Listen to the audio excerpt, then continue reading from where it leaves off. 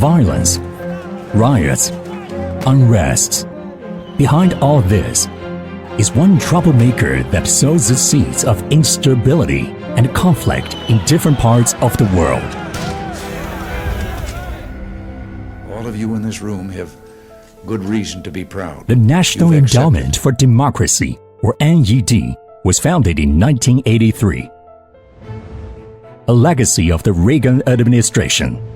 It is ostensibly an NGO that promotes democracy abroad and claims to be dedicated to the development of human rights, independent media, and the rule of law in other countries.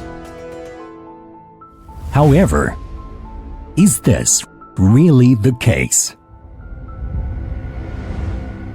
This is Victoria Nuland, an official of the U.S. Department of State, who also happens to be an NED expert and board member.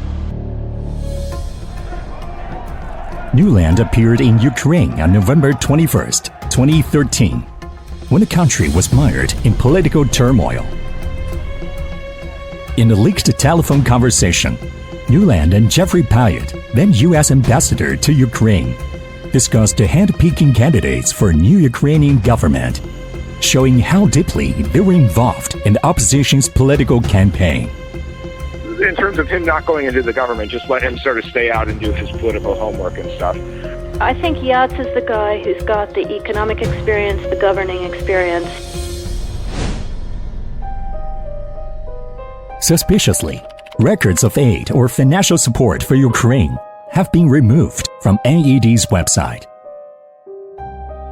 However, clues about NED budget document collected by media can still be found on the website of Monthly Review. The document details NED's financial support for various organizations in Ukraine. The number of projects funded, as well as the amount of funds, are staggering. This is not the first time that NED, a cover for the US government, interfered with democratic election in Ukraine. NED interfered in the Ukrainian presidential election of 2004. It backed the pro-American candidate Yushchenko, who led the Orange Revolution to overturn the election result and eventually became the president.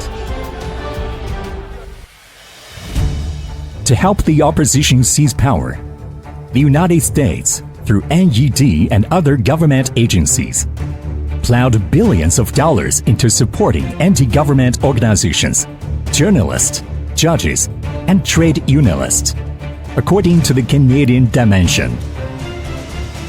According to the Boston Globe, NED praises an organization as an independent agent of freedom and liberation once it agrees to accept money from the United States. That is the definition of independence and freedom in NED's dictionary.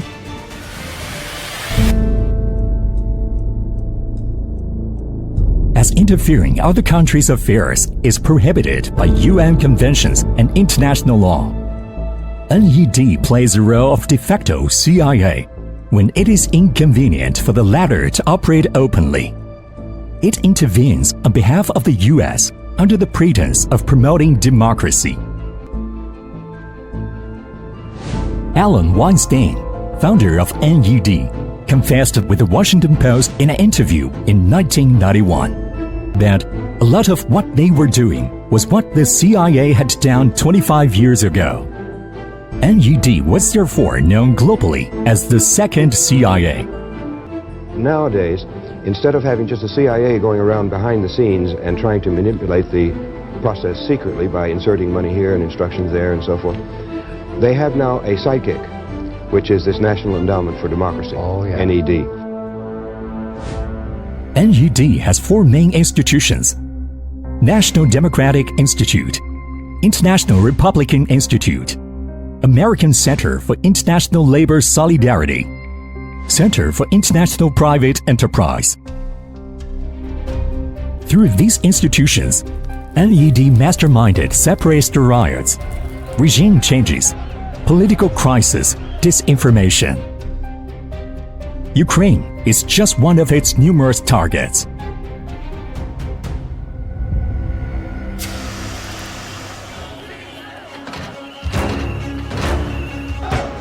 NED was also an important enabler of the Arab Spring, providing financial support to pro-America individuals and groups. It exported anti-government propaganda, incited color revolutions, and plunged the Arab world into conflicts, unrest, and recession.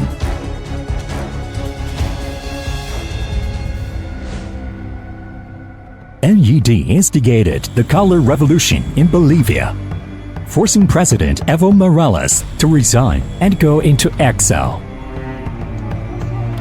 creating political instability in Belarus.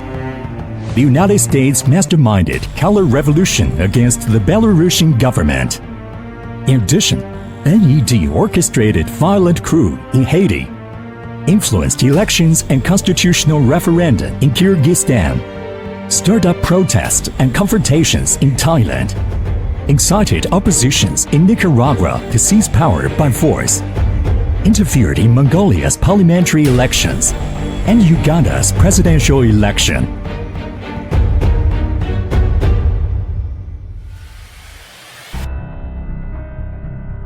Turmoil, violence, catastrophe. Behind all this, a troublemaker is pulling the strings. It hides under the cover of promoting democracy and human rights. But what lies beneath the glorified pretense? Is it hypocrisy, selfishness, hegemony, or something even darker? Only time will tell.